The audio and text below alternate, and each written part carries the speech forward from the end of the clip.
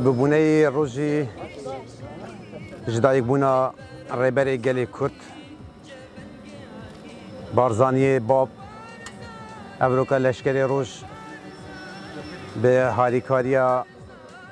هندک دامو دزگهن میری و یه حکومی هلمته کی دار چاندن رابو لبارگه لشکری روز اوی روزا پیروز ام لگلی خوا لتوای پیشمرگا لبنمال سربرزی شهیدان پیروز دکن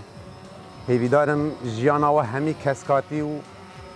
جیانا کی بختوار بیتن هر سرکفتی بن هر ساق و سلامت انشالله الدسپیک سلاو لگیان بارزانی نمر کودوی روژا پیروز دا وکی اورو لسال 1903 آتیه دنه بوا وکو روژه کی لسر کردستان روناهی باراندی لسر کردستان پیک و جیان و آرامی باراندی سلاو لگیان نمران کو ام گهاند نوی مرحله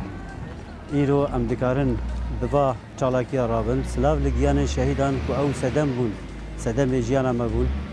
به هالکفتا بونا بارزانی نمر ملا مصطفى ام ایرو لسر بازگاه لشکر روش رابون بچاندنا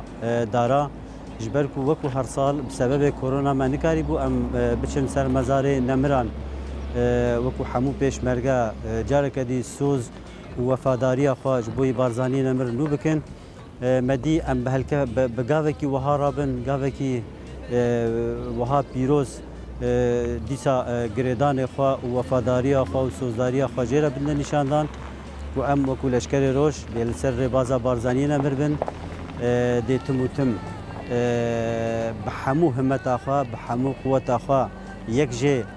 وارن ماین ربازه د شخص خود دنه چاندن دام کار من تمثیل اوی بکن یک جه وی رح فداکاری و تضحیته اللي هر جهه کی بخواستن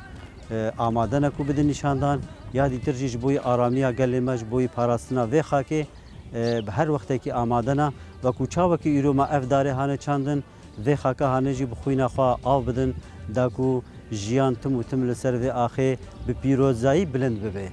هر وها ام سپاسیا مدیریت دارستانیا دهو که دکن و دم دزگه سفیل کو ایرو لور آماده بون مشارکه مکرن و بینگا و هانه و جه دلخوشیا مبو هر وها ام ویگا و پیروز دیاری همو گله خوای گله کردستان دکن تایبت جی گله خوای روجاوا و ام بیجنوانا حتی لشکر روج هیا هیوی امو داوا بلا تموتم بلند